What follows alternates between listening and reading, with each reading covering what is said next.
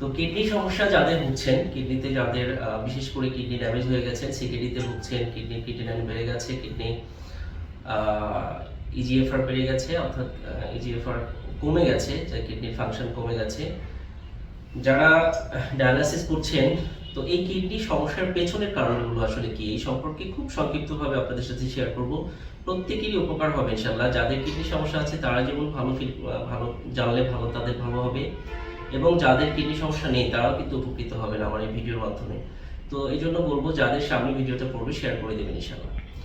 আসলে কিডনিতে আমরা মানে আমাদের শরীরের সবচেয়ে মোস্ট ইম্পর্টেন্ট একটা অর্গান হচ্ছে কিডনি। তো এই কিডনি কি কারণে নষ্ট হচ্ছে, আমার বেশ অভিজ্ঞতা যে কিডনি নিয়ে কাজ করতে যেটা দেখলাম, যে সেখান থেকে দেখলাম যে যাদের ডায়াবেটিস এবং হাই প্রেশার, এবং যারা অতিরিক্ত মেডিসিন খেয়েছেন বিভিন্ন কারণে, বিশেষ করে যাদের পেইন কিলারগুলো খেয়েছেন, তারা এই সমস্যাগুলো বেশি ফিল করছেন।